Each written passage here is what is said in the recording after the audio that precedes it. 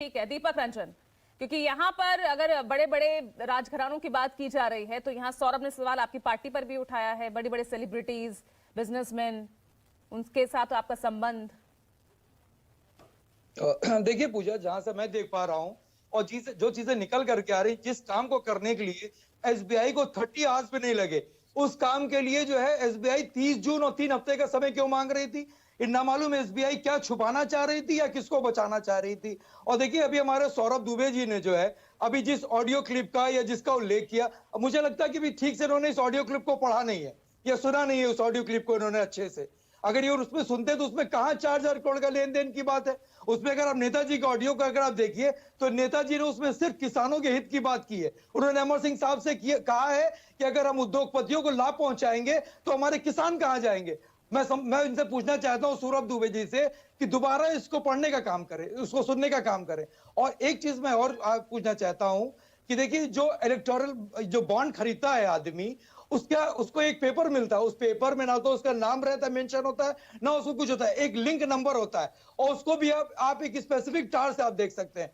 और जो चीजें होती पूजा जी कि जो भी XYZ किसी को भी आप दे रहे हो उसको रिडीम कराने के लिए, और अगर 15 दिन के अंदर अंदर वो उसको रिडीम नहीं कराता है तो वो पैसा जो है वो पीएम रिलीफ फंड में चला जाता है। मैं पूछना चाहता हूं सौरभ दुबे से, अपनी जानकारी के लिए मैं पूछना चाहता हूं कि पीएम रिलीफ फंड में कितना पैसा आया, और अगर पीएम रिलीफ फंड में उस इलेक्टोरल बॉन्ड के माध्यम से पैसा आया तो वो पैसा कहां खर्च हुआ, वो जिम्मेदारी किसकी है?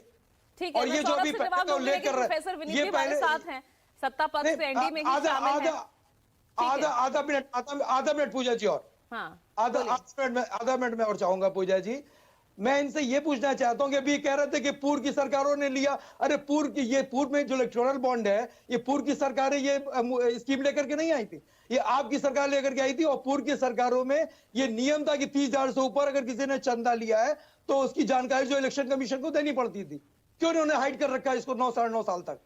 2018 में आया ये स्कीम इलेक्टोरल बॉन्ड की, और उसका सबसे ज्यादा फायदा किसने लिया? मोर देन 50% जो उसकी हिस्सेदारी भारतीय जनता पार्टी। और अभी इसमें बहुत सी चीजें हिडन है, जैसा कि 2018 से लेकर के अभी पूरे एक साल का जो 2,500 करोड़ का जो है अभी एसबीआई ने नहीं बताया। अभी बहुत सी चीजें देखिए इसमें हाइड है, बहुत सी चीजें इसमें छुपी हुई है, और बहुत सी चीजें देखिएगा पूजा भी इसमें निकल करके आएंगी, और दूध का दूध और पानी का पानी सामने आ जाएगा। ठीक है दीपक रंजन, लास्ट 10 सेकंड्स।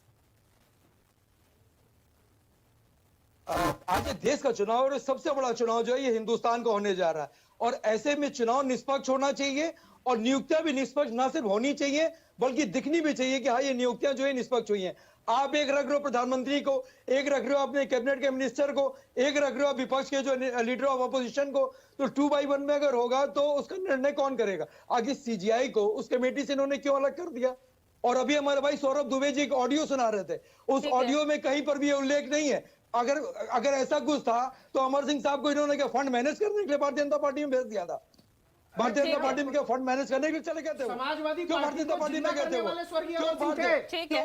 पूरे बॉलीवुड से चंदा दिला करके उद्योग दोनों मामले ऐसे हैं जिस पर बहुत ही गंभीर चर्चा करनी चाहिए।